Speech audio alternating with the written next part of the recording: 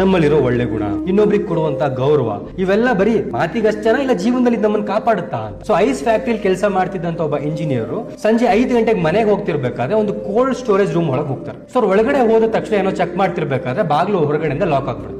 So ಹೊರಗಡೆಯಿಂದ lock ಆದ ತಕ್ಷಣ ಅವ್ರಿಗೆ ಗೊತ್ತಾಯ್ತು ಇಂಜಿನಿಯರ್ ಅವರು ವಿತಿನ್ 2 hours ನನಗೆ ಬಂದು ಯಾರು ಕಾಪಾಡಲಿಲ್ಲ ಅಂದ್ರೆ ನಾನು ಸಾಯ್ತೀನಿ, ಅಷ್ಟು ಕಡಿಮೆ ಟೆಂಪರೇಚರ್ ಇರುತ್ತೆ. ಸೊ ಅವಾಗ ಅವ್ರು ದೇವ್ರನ್ನ ನೋಡಿ ಮೇಲ್ಗಡೆ ಒಮ್ಮೆ ನೋಡಿ ಬೇಡ್ಕೊಂತಾರಂತೆ, ದೇವ್ರೆ ನನ್ನಲ್ಲಿರುವಂತಹ ಒಳ್ಳೆ ಗುಣ, ನಾನ್ ಮಾಡಿರುವಂತಹ ಒಳ್ಳೆ ಕರ್ಮಗಳು, ನನ್ನಲ್ಲಿರುವಂತಹ ಸಂಸ್ಕೃತಿ ಇವೆಲ್ಲವೂ ಕೂಡ ಏನಾದ್ರು ನಮ್ಮನ್ನ ಕಾಪಾಡುತ್ತೆ ಅನ್ನೋದಾದ್ರೆ ನನ್ನನ್ನು ಇವತ್ತಿನಿಂದ ಕಾಪಾಡಪ್ಪ ಅಂತ.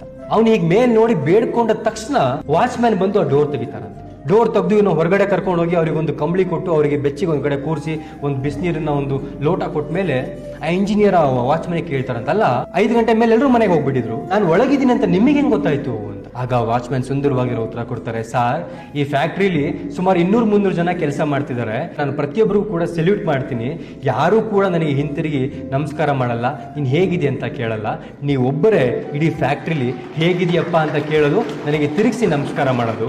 ಸೊ ಇವತ್ತು ಬೆಳಿಗ್ಗೆ ನೀವು ಒಳಗಡೆ ಹೋಗೋದಿನ ನಾನು ನೋಡಿದೆ, ನಮಸ್ಕಾರ ಮಾಡೋದಿನ ನೋಡಿದೆ, ಬಟ್ ಸಂಜೆ ಬರ್ಬೇಕಾದ್ರೆ ನೀವು ಬಂದಿಲ್ಲ ಅನ್ನೋದು ನನಗೆ ಗಮನಕ್ಕೆ ಸಿಕ್ತು. ಸೊ ನೀವು ಒಳಗಡೆ ಇದ್ದೀರಾ ಅಂತ ನಾನು ಇಡೀ ಫ್ಯಾಕ್ಟ್ರಿ ಹುಡುಕಿ ಲಾಸ್ಟಿಗೆ ಇಲ್ಲಿಗೆ ಬಂದಾಗ ನೀವು ನನಗೆ ಇಲ್ಲಿ ಸಿಕ್ಕಿದ್ರಿ ಸರ್.